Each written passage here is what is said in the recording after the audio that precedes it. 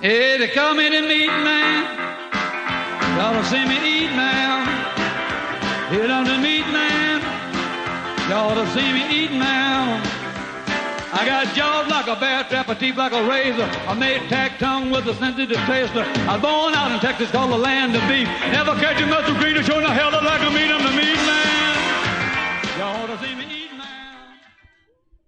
Thank you for watching the Best Barbecue Show. I'm here at the Buzzmill with Ben Lambert. Hello. A man who's cooked at Franklin, now owns his own trailer, his own mill scale pit. He has been acclaimed by cooking some of the classics, probably the best I might have ever had them. Thank you. How's your day going?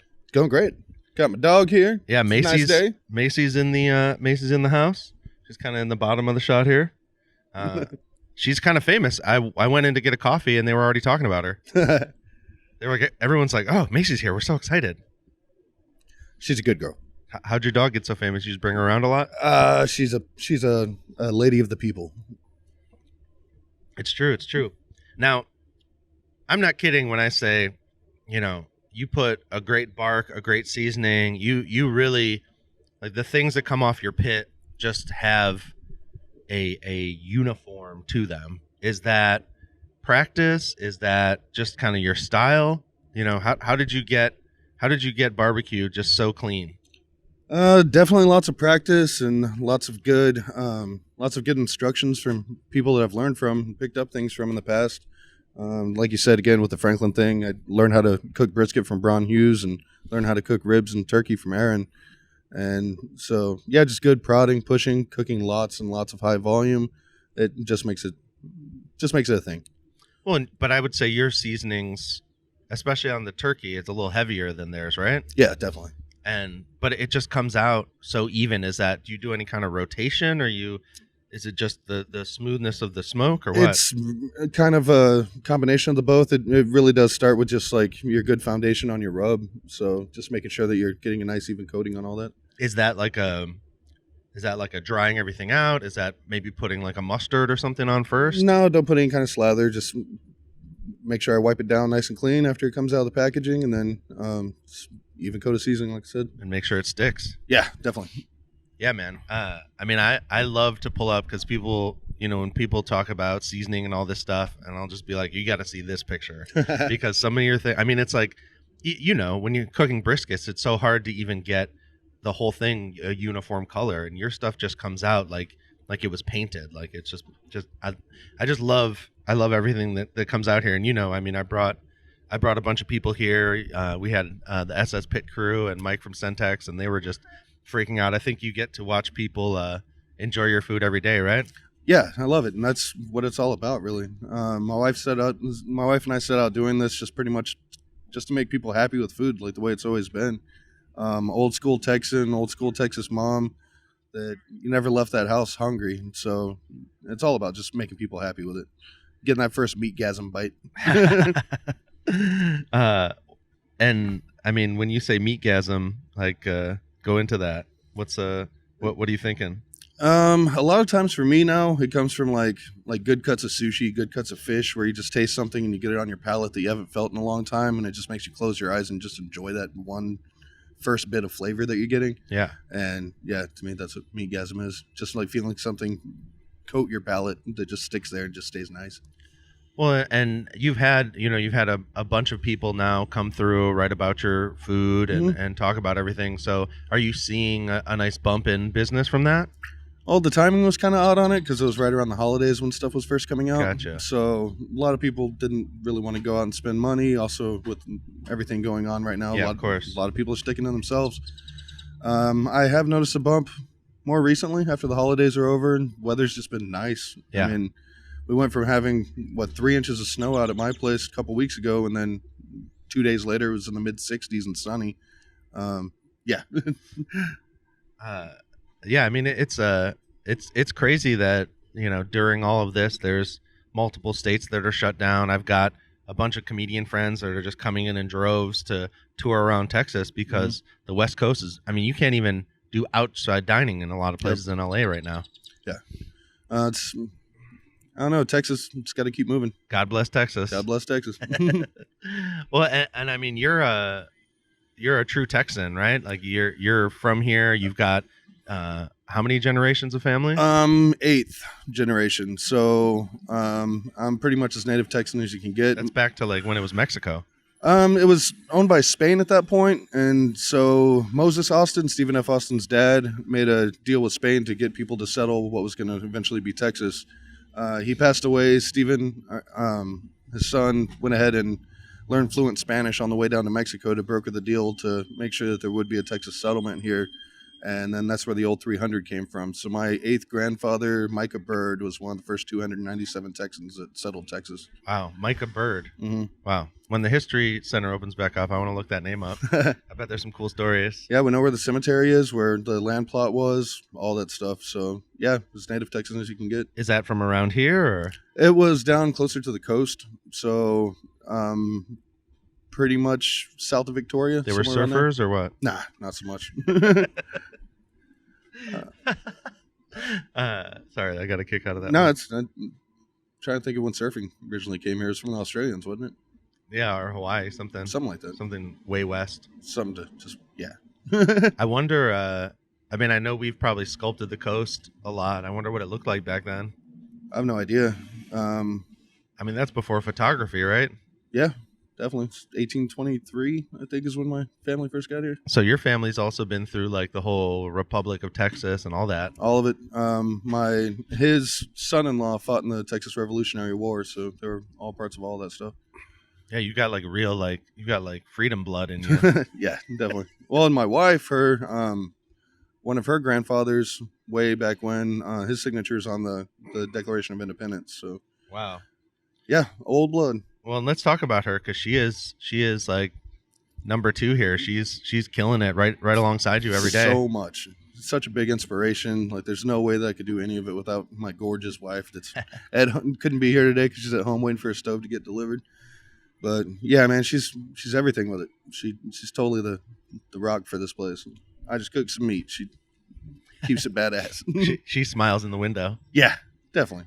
Well, and it's just so sweet to come here because y'all are just always like, I know that everyone has, rough days or, the wind's messing up your cook or whatever. But every time I come here, you guys are so happy to see people, so happy to work. So, I mean, like, I just, there's always a good vibe here, and I appreciate that because it's a tough job.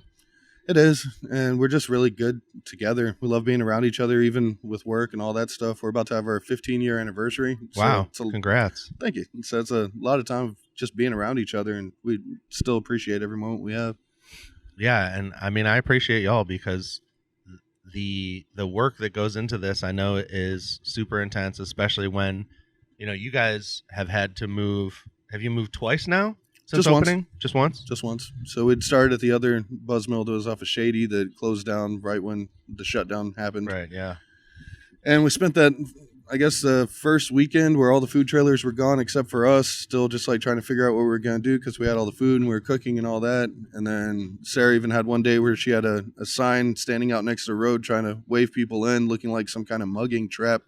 Just because, like, yeah, come get some barbecue from behind this building where everything's shut down. Just kind of look kind of creepy. But then we just decided that we were going to take the last of our meat and then cook it up. And then I called a couple first responder buddies of mine, just told them to put it out on the radio or whatever. There's going to be free food for them. Nice. On that last day that we had.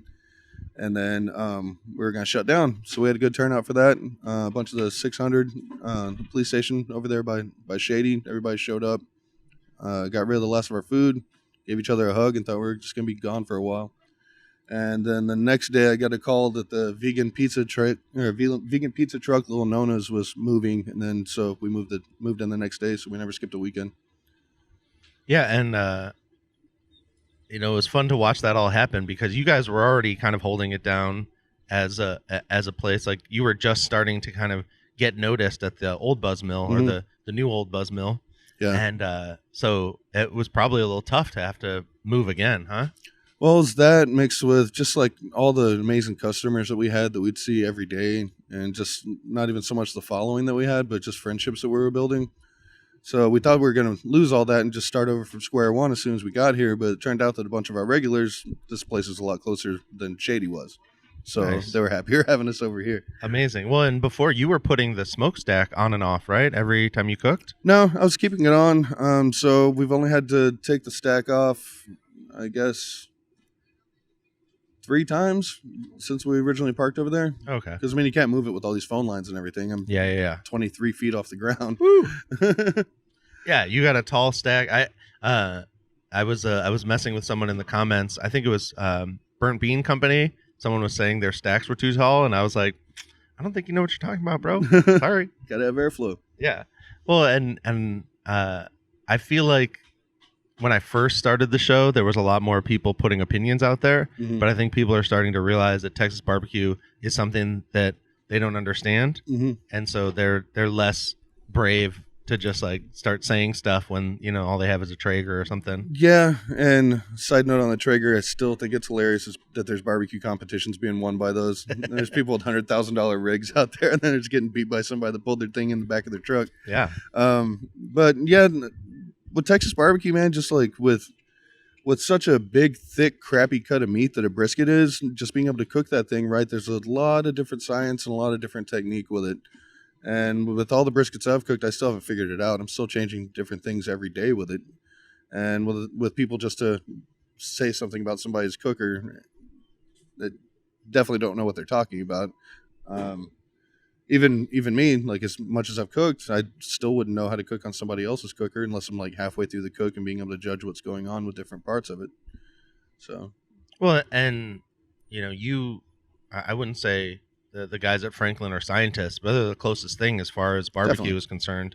That was the first place to really try to do aerodynamic briskets. And I made a joke once that, if you watch Aaron Franklin cook, if you went in there with like a protractor, I don't know how you'd measure it, but I bet the angles and everything on all the briskets are like pretty spot on, like they're spaced. I mean, he seems like he's meticulous about everything. Oh, definitely. And also, I mean, with over there, you've got 5 cookers. When I first started, there was 4, but that allows you to grade different sizes on different pits. Instead of like here, I might have a 19-pound brisket and a 11-pound brisket I'm having to cook at the same time.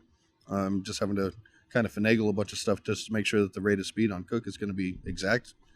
So yeah, I learned all that over there, man. I always thought it was kind of a weird superpower when you'd be going through briskets in the morning and Aaron would walk in and he'd just smell the air and know exactly what went wrong on what part of the cook. And I'm like, nah, man, that's bullshit. You can't just do that. And then it's like, oh yeah, this was exact. And then eventually I started, like it clicked in one day. It's like, oh damn, I know what happened about 3:00 yesterday from this. And it's like, hell yeah, it's a real thing. So yeah, science and wizardry. Yeah. the barbecue wizards. Pretty much, yeah. I need to Photoshop a picture of Aaron Franklin with a wizard hat on. That'd be awesome.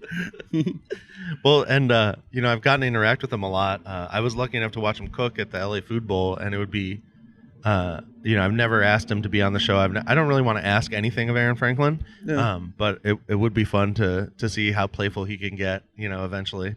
But until then, it's like it's so cool to see kind of the wake that has been left from just Franklin. You've got a bunch of guys that you worked with now who are opening their own places, working at other people's places. Mm-hmm.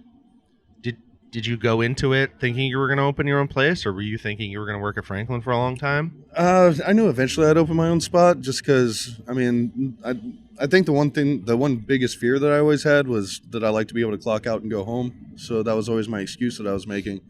But when I was doing the Tales from the Pits podcast, one of the guys brought up, it's like you don't go to college to work at the college. Right. So I put in my 5 years there. I told him I'd be there for 5 years, and like it was a day before my 5-year anniversary is when I timed in my 2 weeks. So yeah, I mean, yeah, learned a lot of stuff, and I'm still learning so much every day. I can't be any more thankful for those guys for everything I learned over there. Yeah, and those guys are, from the conversations I've had, they appreciate someone who's committed like that. Definitely. 5 years. I mean, that's like some Japanese like style, like where you have to spend 5 or 10 years in an apprenticeship. Spend 5 years just learning how to make the rice. Yeah, exactly. Yeah. And you did it, man. Yeah. And now look at you. You're putting out. I mean, I still that one sliced brisket sandwich you made me. I'm still working that picture around the internet because it's just beautiful. That was a beautiful picture. Hell yeah, man. Well, you did all the work. I spent about 2 minutes lining it up and just getting a shot of it. So it was a good day. I'm just here to make y'all look good. That's the whole point of the show. We need all the help we can get. Yeah, I got you, bro. Especially this one right here. Yeah, and I'm working on some shorter form, kind of like, hey, what's up? I'm at Jnl. This stuff's delicious. Check out, this is Ben. He's the man. Hello. That kind of stuff. So, but until I get better and until I get to that level of editing, we're gonna do a lot of talking too. That's cool, man. I'm good at chat. Did you, when you were like, you put in your 2 weeks, you're 5 years into Franklin, were you like, I want a mill scale, or was that kind of like a process? Were you looking at other pits, or did you know right away? Well, being here at Buzzmill, first time I met the Johnsons was they were bartenders here. Oh, really? Yeah. So you got Caleb, just as massive of a big beautiful man that he is, just back there behind the bar making lattes and shit. It was pretty awesome. But yeah, I got to know those guys pretty well, and then moving over to Franklin, they were Aaron's pit builders, and so I knew that if I'd go for like Moberg, where Sonny puts out a really, really good product, and I've cooked on his cookers before, and I really love the results. I knew that they'd build something that I was a little bit more familiar with, and then also helping out and supporting your friends. That's what it's all about.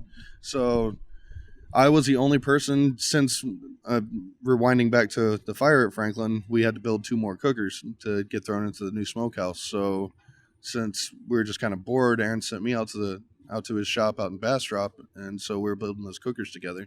So they already knew that I had a little bit of experience with welding and stuff like that. Oh, so you went out there and actually hung out with the Johnsons for a little bit? Yeah, so when they were building Marianne, they let me go out there, and I was the only person that they had allowed to go and help with any kind of pit build. So I was out there just as much as I could, just contributing into making Marianne a thing. For those who don't know, Marianne is your 1,000-gallon pit. Yep, 1,000 named after your smoker. Mother. Yep, named after my mom. Business named after my dad, Jnl. That's James Nolan Lambert. He's the one that really got me into barbecue as a kid, and just kind of took barbecue to like an elevated superhero status just because it was my dad doing it. And so it's just always been a huge part of my life. Man, I would have loved to have just seen how your dad cooked barbecue. That'd be crazy. It was all off of River Rocks that my sister and I, when we were little kids, just loading up into the back of the truck until we had enough to where my dad could finally build his pit. Really? Big old counterweight on it. It wasn't like an offset or anything like that. It was all kind of coal based.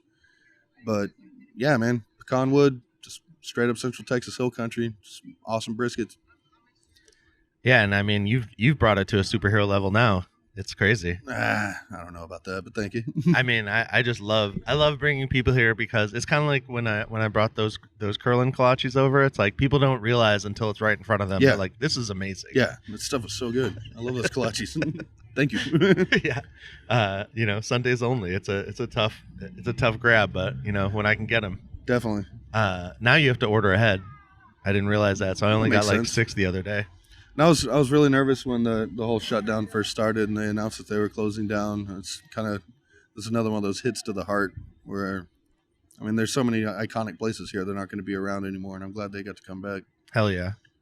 Well, and barbecue has this way of persevering through a lot of things, and you look at Operation Barbecue Relief and some of these guys that the same way that you were like, instead of saying, well, we're screwed, shut down, you were like, okay, let's call the first responders and let's feed them. Yeah. You know what I mean? Like that's the way barbecue thinks. That's the process that y'all go through, and I always appreciate seeing that, because that is kind of a thought process, which is like, okay, we didn't sell out. Okay, we're doing this. Okay, who can we feed? And then you immediately are like, where's the closest fire station? Where's the closest police station?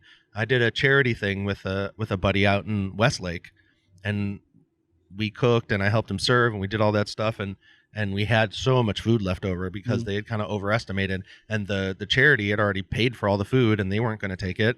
So we were like, oh, there's a fire station like a block down the road.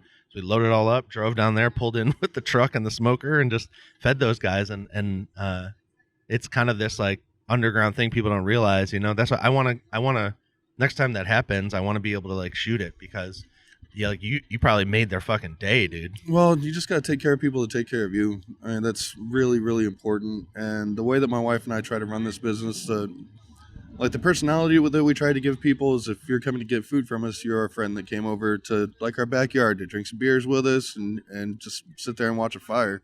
So it's kind of, that's always been my approach to this whole thing in general. And that's why like on Sundays, I'll still just cook random foods that people bring me and stuff like that. Cause I'm not cooking on Monday or not cooking for Monday. But yeah, you're here, you're friends, man. Not just trying to go like the whole Olive Garden thing where you're your family, but it's pretty much how it is here. Well, and do you feel like, I mean, it's cool that you cook things that people bring by. Have you had anything crazy that people brought by, or people just kind of bring their own cuts? The drunken turkey was hilarious. So these guys brought over, they're like, okay, so we can just bring some meat over? It's like, hell yeah, man, bring some meat over. So they brought a turkey that they shot. It was mostly plugged. Mostly. Yeah, still had a little bit of shot in it. It was pretty awesome. But yeah, then brought over some turkey. I seasoned the hell out of it, threw it on, just had a good day cooking. Like full, did you break it down at all, or no, was just a full turkey, just sitting up on its ass. Came out nice. Don't bite down too hard in case you get a piece. Yeah, in case you get a little bit of shot in there. Now I'm guessing those are probably a little leaner than the ones you see at the. Definitely, yeah. A lot leaner, a lot gamier. So they definitely don't taste like your standard butterball or anything like that. They're not all fattened up. It tastes like just what they've been eating, agarita berries and everything else that was out in the woods. Wow, that's crazy. Have you gotten to cook other things like like wild hogs or anything? I've done a bunch of whole hog. I never did it right until I started working over at Bangers because again, where you were talking about a lot of other people not really understanding what Texas barbecue is. There's a lot of understanding, or a lot of people here that don't really have the understanding on what the East Coast barbecue is as far as that hog. And people don't really realize that on an off smoker, you kind of lose a lot because 10% of the animal's weight is their skin. And if you're just going to cook it on an offset smoker, then you're just going to turn that skin into rubber. So then you get to your pig picking canoe is what I kind of call it, where you're just like picking all the meat out, but you still just leave it in that shell that it once was. With being able to do it on like a cinder block pit and just doing it the right way where it's like all ember based and a shovel, burning down a lot of wood because you got to go through a lot of wood for those cooks. It takes a lot more wood. Doing it like that's by far the best way. And that was the reason why I went over to Bangers first after I left Franklin, just to be able to learn the curing and the pickling and learning on the whole hog and all that stuff. And the guy that taught me over there, Alex, he works over at Terry Black's now. Okay. And he's kicking ass over there. And he was a big help at the beginning for helping us load our warmers in for pop-ups and stuff like that. He's a really great dude. Chef Ted over there. So just a madman when it comes to food science and just like all the information that man has. It was great. So yeah, I learned as much as I could on whole hog over there and just get that good crispy skin. And then once you can do that, then you're good. Now you do skin side up with some salt at first or what? Definitely. Lot of salt. Probably put cover it in salt. About 4 pounds of salt. Just leave it out for about an hour or so. Let it start drawing all that moisture up out of the skin. Then you get it on there. And yeah, I mean, I do like that whole hog is about a 9.5 hour cook as opposed to like a 14 to 16 hour cook like on briskets, which is weird because it's a whole animal. Yeah. As opposed to just like one cut. But yeah, I love cooking whole hogs. Well, and at its thickest point, most hogs are about as thick as a brisket, right? Yeah, I guess on the hams. Yeah, so it's not really you're cooking about the same thing, but I think that kind of direct indirect style it brings kind of a whole new level to it, right? A whole new level. Definitely different textures, and then also like the first people I was learning whole hog from was just doing events with Rodney Scott and Sam Jones and just watching those guys.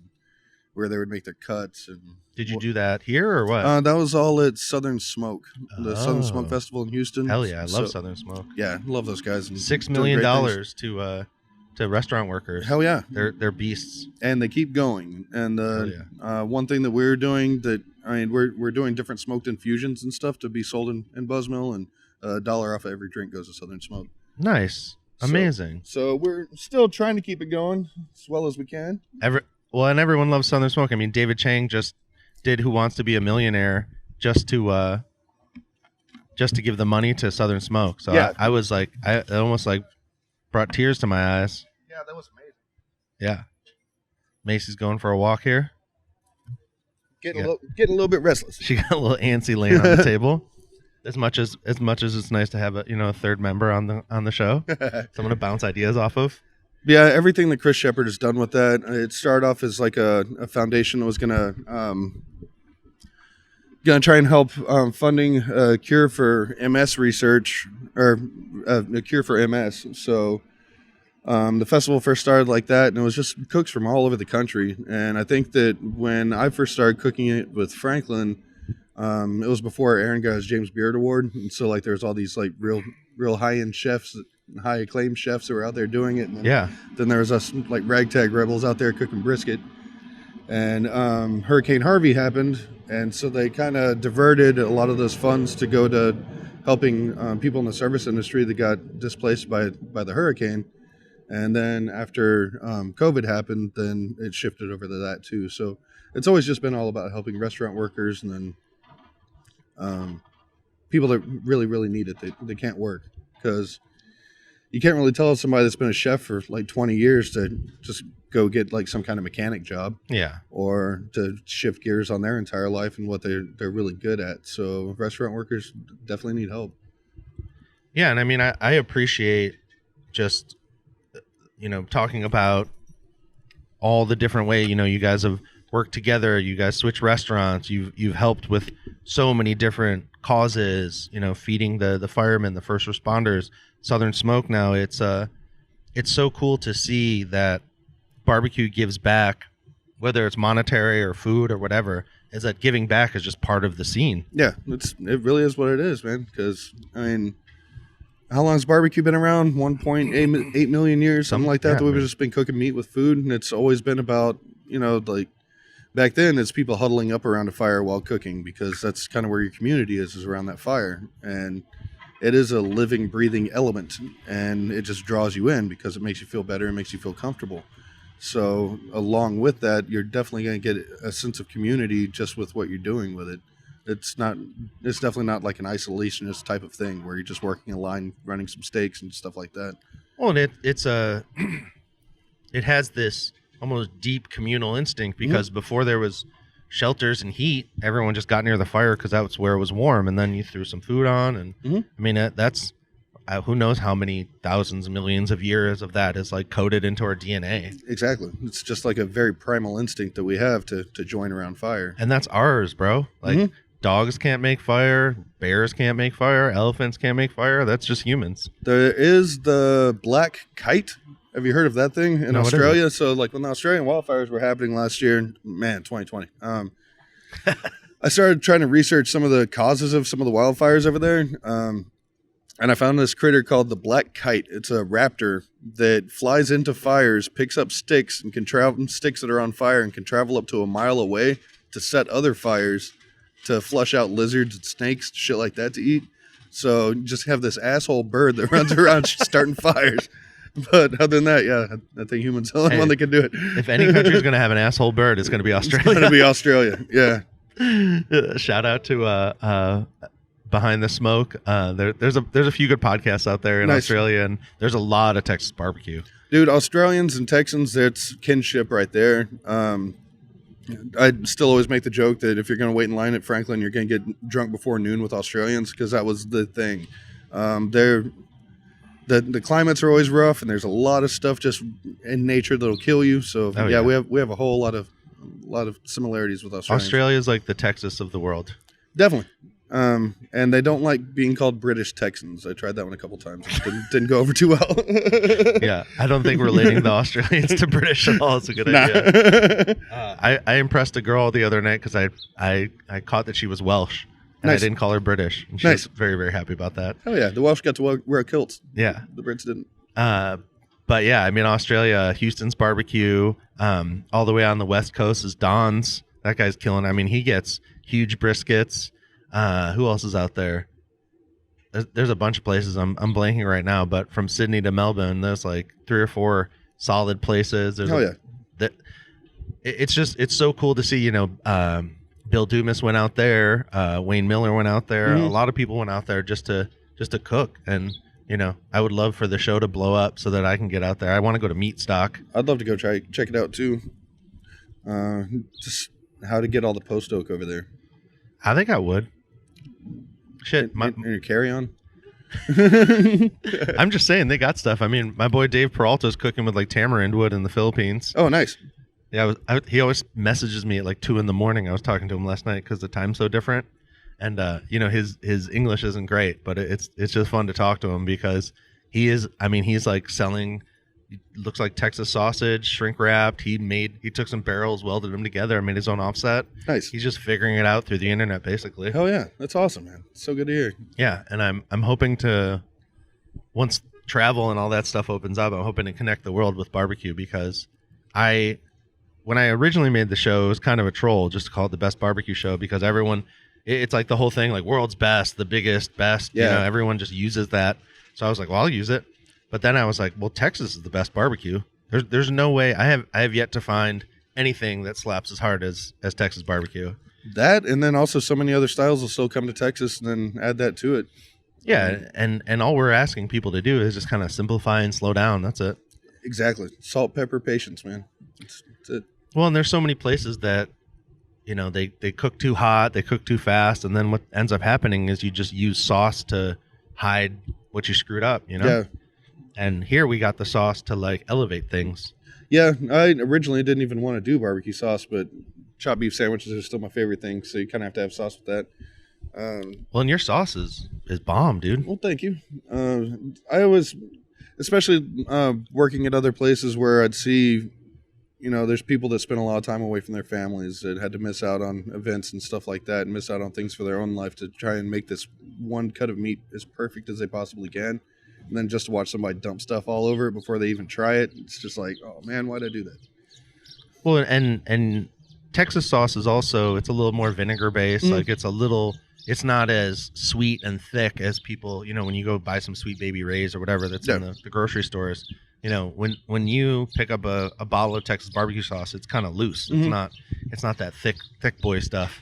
Yeah, and reason with the vinegar just brings out a natural sweetness to the meat anyway. So that's kind of the reason for that. You go up to Kansas City and everything, you get that real sweet candy sauce, but sauce isn't even really traditionally a Texas thing. So yeah, it's kind of something you gotta when you have talk more. to Elliot Moss and some of these East Coast, like North Carolina guys, there's so much vinegar in the sauce that the sauce really isn't good unless you put it on the meat. Because they're really trying to bring that flavor out. Yeah, and that's the same route that I went with why we do Carolina style pulled pork, just because pulled pork's not a Texas thing. So why not pay homage to its roots and where it came from? So you have to have like a hot sauce vinegar sauce with it. Yeah. So yeah, that's the way I went with that. I love Elliot. He's a good dude. Oh my God, I love him so much. And he's just like, talk about someone who just doesn't care. Like he rollerblades. He's got this cool space. He's got, you know, this amazing program of whether it's the food, he's doing fried catfish, he's doing pies, he's doing cookies. He's got some young guns in there that I don't even think I have an interview from when I was in North Carolina that I need to put out because I interviewed some of the young guns at one of his managers that was doing the beer program. I mean, he has thought out every angle of that place. And it's so fun to see, you know, kind of like in 4 or 5 years, I'll be interviewing you and you'll have a team rather than just the two of you. You know, these will be the nostalgic days of you two grinding it out every day. That sounds nice. We'll get there, man. We'll get there. Yeah, because I mean, we're still only open from Friday through Sunday just because, I mean, those are still 4 18-hour days that are thrown in there. A lot of people don't realize with barbecue that if you're eating a piece of brisket right now, that started 3 days ago. Yeah. So there's the day of trim, and then you got to cook for that whole next day, and then it finally gets on the plate. A lot of people don't really realize the time and work that goes into it. So, yeah, as soon as we can start hiring our people back, then we'll be able to open up more days. But, yeah. Yeah, if you're eating on Friday, they started on Wednesday. Yep. It's crazy. Yeah, today's Tuesday. Start prep on everything tomorrow. And do you so you're about to get everything delivered today or tomorrow or what? Getting everything. We drive around to pick up all of our different random stuff that we need for it tomorrow. and then start prep on all of it. And then Thursday I come in and start cooking. So I get here at about 6 a.m. on Thursday and get my fire going, and then start cold smoking all my bacon that I'm going to need for the weekend, and then just get everything on, keep cooking. So that day starts at about 6 a.m. that I'm here. So I wake up at 5, and then I'm usually done by midnight. So then I get to drive that 45 minutes home and then sleep for a couple hours and come on back. That's amazing. Well, and you got lucky. The restaurant store that was by my house moved down here, so you got a much shorter drive. Walking distance to A Smart. Yeah, and we don't usually do Restaurant Depot for anything. We try and go as small as we can. Yeah. So you guys are cooking here. You also are surrounded by vegan trailers. Pretty much. Yeah. So there's 3 other vegan trailers here right now, and they're about to get another one that's going to be like a kind of like an Italian noodle concept. And so got vegan burritos, vegan burgers, vegan dim sum, which Joyce's noodles are just amazing. Like her pork dumplings, you would think it was pork. But yeah, it's us and lots of vegan trailers. It's cool though, because you guys are kind of holding down the meat. It's still kind of nervous about what it's going to be like once I shut down this back parking lot, fence it off, and this is going to be more like a food court area. So it's going to be great. So it's going to be like 5 or 6 vegan trailers and then us. So if I'm out there with whole hogs or goats on asado crosses, just live fire cooking in the lot, we might get some crazy looks from them, but that's fine. I appreciate their food. Well, and it would be cool to see, I don't know if you guys have talked about it, but some kind of collab, like over at Bolden Acres, Cade is doing this like smoked and then deep fried cauliflower. Nice. There's a lot of way. I mean, I cook a lot of vegetables. Yeah, same. I love doing potatoes on the smoker. Mm-hmm. Oh my God. I just bury them in ash. That's another thing Chef Ted taught me about, like roasting potatoes, sweet potatoes, garlic, cabbage, all that stuff. Just take some of your ash from your cook and then just bury it in the ash and just kind of let it hang out in there for a few hours, and it'll roast itself off pretty well.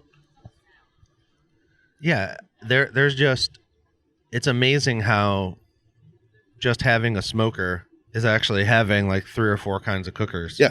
You can put things in the firebox. You can use, your firebox is insulated, right? Yeah, super insulated. Yeah, so some people don't insulate them and they'll put like a flat top or something on top. I mean, it's just having a fire. There's so many ways to cook around it. Yeah, and that's one thing that I miss about having kind of non-insulated, because you could just like throw whole skirt steaks and fajitas and stuff like that and just be able to cook your dinner while you're cooking other stuff as well. Yeah, well, but you guys got enough fire. You can probably just throw it in a little. You got a little hibachi or something out there? I've got so Matt Johnson made me an insert for my firebox. So it's just like a little grill grate that I could just slide into my firebox and shovel some coals underneath it, and then just keep going with my stuff. It's just so cool. Like that's like the secret menu. Like you come here early, you might be able to get a little bite of steak or something. You know? Yeah, and I've been doing bacon steaks and stuff like that on Sundays too. So just like have a nice 2-inch thick cut of mango habanero bacon that just throw pickled mustard seeds and peach jelly and stuff like that on. It's just good to have little snacks. Yeah, well, and would you say there's almost you have to be careful with stuff like that because you can very easily like burn it on the meat, right? You have to kind of wait till the end, or is that when you're working with sweet things especially, how do you not let it burn? I don't put any of it on it while I'm cooking it. It's just something that I'll it's all afterwards. Yeah, it's just something I'll top it with afterwards. Now, so you have these famous chops. Is that every picture I've seen you've had them. Have you had them literally forever or what? Probably since 1999, something like that. 1999. That's when you got all your metal shirts. I mean, that Creepshow shirt is OG. Like you and Sarah have just the best t-shirts. You guys have so much style. Like you guys are so much fun. Macy trying to make her escape. Her ex-escape. She's now 10 years old. A fixture here at Buzzmill. The Great Escape. Now Buzzmill's 24 hours. Yep.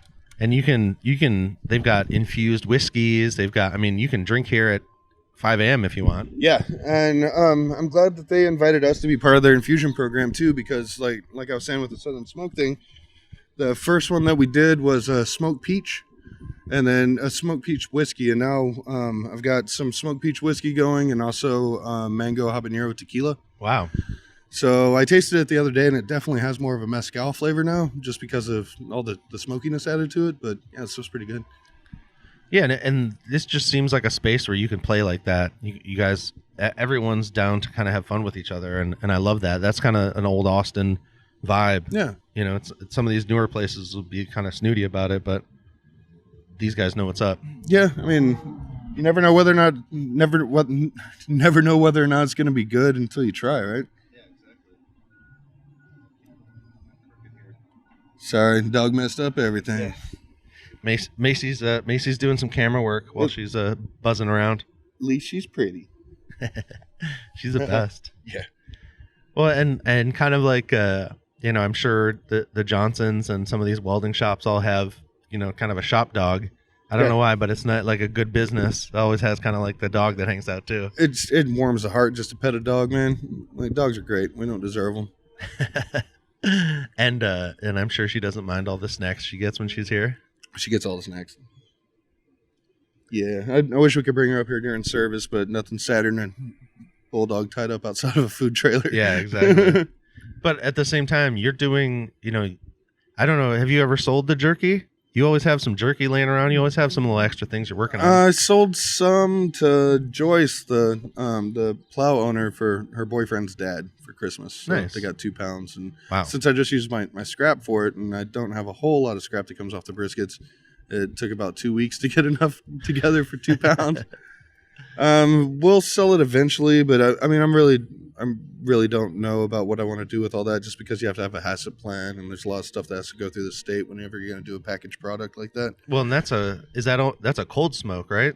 It's earlier in the cook smoke, so I throw that stuff on the same time I throw my brisket on, and then probably about 4 hours in, it's done. So not necessarily cold smoke, about 250, 260. Oh, so you're still smoking it normal. It just comes out.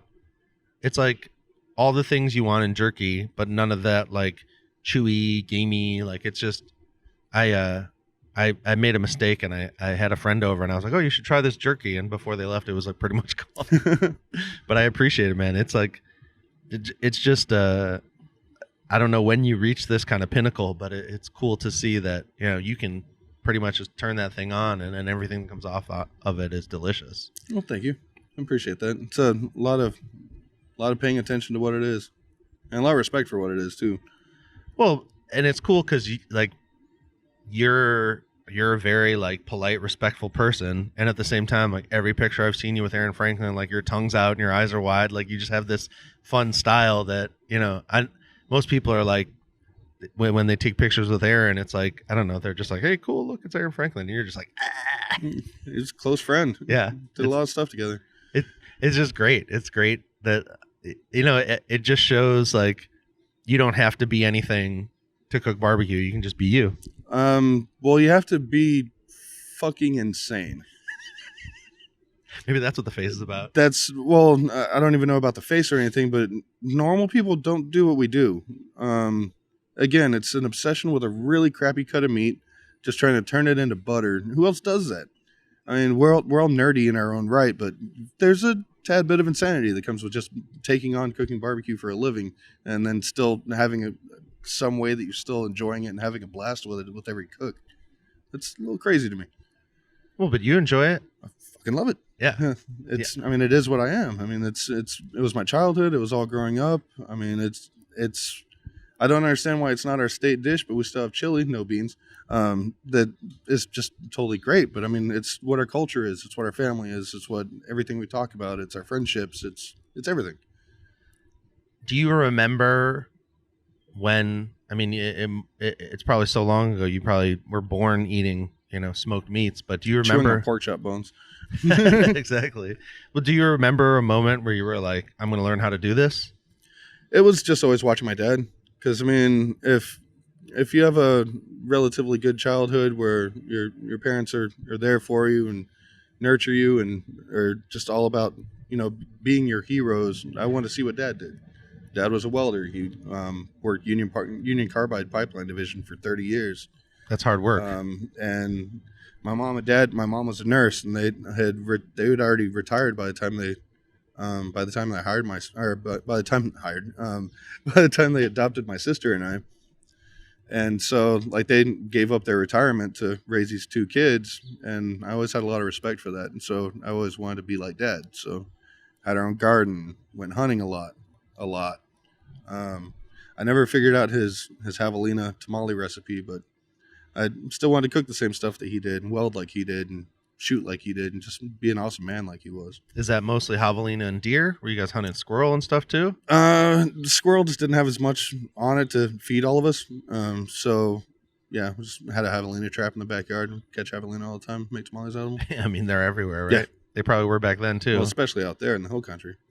So are they were they as big of a problem as they are now, or were they just kind of out there? When I was 11, I slept in a tree one night. I didn't go by that rule of get out of the woods by the time the sun comes down, and they treed me in a mesquite tree all night. They were just like at the bottom trying to get you or something? Yeah, they're just down there clicking all night. And then I still remember one night we had this chow, and we were all sitting down eating dinner, and then we heard this big crash at the door, and the dog had run in, busted through the door, and then there was like 15 javelina on the porch that chased him into the house. So yeah, we had a lot out there. Now, did you have a tree house, or were you just straight up like hanging off a branch sleeping? I was just off a branch. I didn't do much sleeping. Wild child. I did a lot of yelling. Oh my God. But I was out in the woods. Can they get up in the tree? Nah, they can't climb or anything. There's little pig-ish critters. I don't know if I mean, that's just, I've talked to people that actually they just take dogs and knives and go hunt javelina. Mm-hmm. Like I didn't even think it was safe to get that close to them. I wouldn't advise it. You got to know what you're doing. Yeah. Good rifle will help too. Yeah. Well, so, you know, at the end of most of my episodes, I ask people, what's your message to the barbecue people, barbecue nerds, the people out there that want to make food that looks as good as yours? Do you have any tips besides be crazy? The insanity definitely helps, but also just it is a science. Remember the science, the scientific method. You're only changing one thing every time. If you change 4 or 5 things for your cook that you think you might not have liked, you're never going to narrow down what your problem is. Also remember, just like we say, salt, pepper, patience. Those are your 3 main ingredients, and that patience is a really, really important one. You're done when it's done. So just have to remember to take your time with it and only change one thing each time, and check your radar on your phone. We've got that for a reason. Wind speed's an important thing, and so is humidity. Okay, so you're actually checking the weather too. All day, every day. I can get a 6 to 8 mile an hour wind change, and I'm having to change my whole fire style and watch my water pan a lot more. It's just a lot of different factors that go into it. It like pulls the moisture out? Yeah, especially with a 23-foot stack. If I've got real high wind that's just rushing everything away, I mean, if it's a colder day and we have just one good wind gust, it could empty all the heat out of your cooker. So just having to really pay attention to all that stuff. Sucks it right out. Sucks it right out, and then it'll slowly start building back up. So change your fire style so you don't get everything crispy. Is there like one thing that you're working on? Is there one change that you've done in the last few months that's substantial? Not so much. It's just been coming out of like what primes that we've been getting, where as soon as the meat started coming back on the market, the briskets were massive. So we're getting like 23-pound briskets, but now they're back down to good average sizes. So main thing I've just been working on is just trying to source same size briskets. Consistency. Yeah, and then we're also working on what our nighttime menu is going to be once we can start getting our people back and just start like switching more towards bar food at nighttime, and then just having all the barbecue during the daytime. Dinner menu. Yeah, so it'll be sides and Sammys and stuff like that. So a bunch of different sides, different sandwiches. Definitely want to start adding some pastrami. Oh. But yeah. You got any more of that menu you want to divulge? Not so much right now. It's again like bacon steaks, pastrami, stuff like that. And yeah, having y'all, it's cool to see that there's places opening up, and a lot of people are seeing that keeping the barbecue going a little later is actually especially a place like this that, I mean, it probably is hopping some nights more than days, right? Definitely. Especially Friday nights gets nice and fun here. I bet. Socially distanced and safe, but still fun. These tables are way spaced out. Definitely. They're super good, and they don't even have any seats inside, right? Nope. No indoor seating whatsoever. It's all patio, so it's really depending on the weather. So I really thought it was weird when it was snow day. There was people sitting up there, and then people just in the snow eating plates of barbecue. It's like, hell yeah, this is awesome. And we sold out really early that day too. Well, it's easy to make snow a novelty when it only happens once. Yeah. Every 5 years. Every one of these picnic tables had a little snowman on it. Yeah, and I don't know if you saw, but Roland Smoke was making a little snowman holding brisket and stuff. I shared that with with their little snowman holding a taco. Those tacos are so good too. My buddy Matt Cummins, he does Von Sills. Yeah. And he's out in McGregor. He's cooking some badass stuff out there. He brought me one of those tacos, and dude, it was amazing. Madman Cummins, right? Yeah. Really good dude, good cook, family man. It's just he and his wife getting it going too. Yeah, and you have a lot of connection to the hill country because you're going out to Lockhart to hang out with the Johnson boys, and he's out there. And I mean, we're seeing, as much as there's old school barbecue out in the country, we're seeing a lot of that new school, a lot of that new style everywhere. Yeah. It's really people just realizing that they can cook whatever they want to cook. And if they can run a special on it and just be able to have fun with that, then do it, man. It gets kind of monotonous cooking the same stuff all the time. Is there anything you're like, do you kind of have like a notebook of stuff you're going to try out over the next few months? That and just stuff I've already been tinkering with on Sundays. Because again, like Sunday is definitely our busiest day that we have.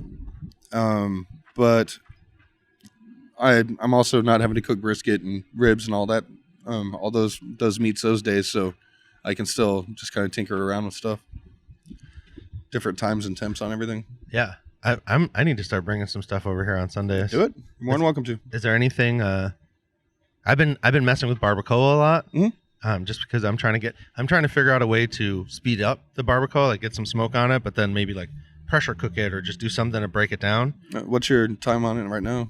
I do like 3 to 4 hours. I'm right at about 5.